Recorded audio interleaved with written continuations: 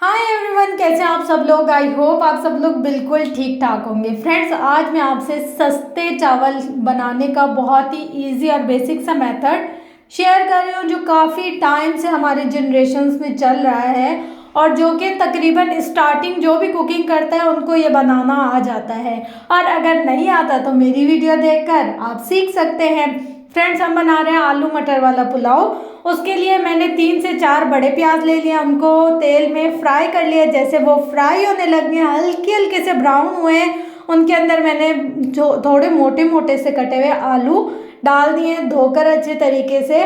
और जब 5 मिनट गुजर गए, उसी के साथ मैंने इसके अंदर मटर भी ऐड कर दिए हैं। अब जब के मटर थोड़े से ऐसे पक जाएंगे, हल्के से नरम हो जाएंगे, तो फिर हम इसके अंदर क्या करेंगे कि टमाटर को बिल्कुल ऐसे 4 कट लगा देंगे, एक दूसरे से अलग नहीं करना, क्योंकि अगर हम टमाटर का छिलका छुरी से उतारते हैं तो काफ़ी ज़्यादा टमाटर भी साथ में आ जाता है। तो टमाटर का छिलका उतारने का बहुत ही बेहतरीन तरीका है ये। इस तरीके से मैंने 4 पीस करके टमाटर को पतीले में रख दिया है। अब 5 से 7 मिनट तक इसको स्टीम आएगी। 5 से 7 मिनट के बाद इसका जो छिलका है वो नरम हो जाएगा। फिर हम हाथ की मदद से भी इसको रिमूव कर लेंगे।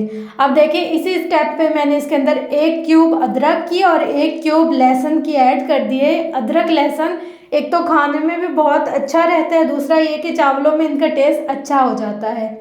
अब मैं देखिए हाथ की मदद से इसको रिमूव कर रही हूँ। छिलके कितने आसानी से रिमूव हो रहे हैं, लेकिन क्योंकि ये बहुत ज़्यादा गर्म है तो मैं इनको पहले पतीले में से निकाल लूँगी, इनके छिलके रिमूव कर लूँगी, थोड़े से ठंडे हो जाएंगे, ना हो कि हाथ जलने लग जाए इसलिए। और ये जो हमारा बाकी का मसाला था उसको चम्मच से अच्छे से हिला लूँगी, नहीं तो नीचे लगने लग जाता है। अब इस स्टेप पर मैं इसमें नमक ऐड करूँगी।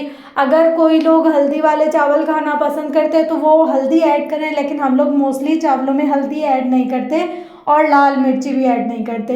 इससे क्या होता है कि चावल थोड़े वाइट वाइट से खड़े खड़े से रह जाते हैं। अब देखें, टमाटर का छिलका उतार कर मैंने इसके अंदर सारे टमाटर डाल दिए और आराम से ये पिघल जाते हैं। मतलब ऐसे लगते हैं जैसे बर्फ़ पिघल रही हो। इनका छिलका उतर जाए ना तो ये बिल्कुल सॉफ्ट हो जाते हैं। अब देखें, बिल्कुल टमाटर जब गल गए हैं तब मैंने इसके अंदर दही डाल दी। थोड़ी सी डालें, ज़्यादा मत डालें, चावलों का टेस्ट बेहतर करने के लिए।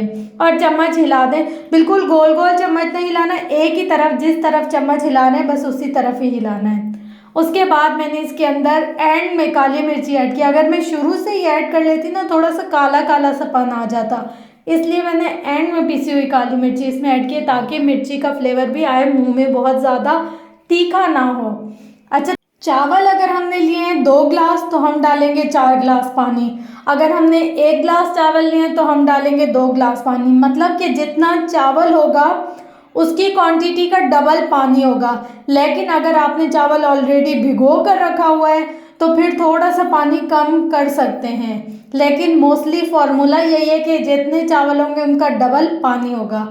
कुछ चावलों में कम पानी भी डलता है। जब पानी में बिल्कुल बॉयल आ जाए तब हम उसके अंदर चावल ऐड करते हैं। बिल्कुल ऐसे फ़ौरन से पानी डाला चावल डाला ऐसे नहीं डालना होता। थोड़ा सा 1-2 बॉयल आ जाए उसके बाद हम उसके अंदर पानी ऐड कर देंगे।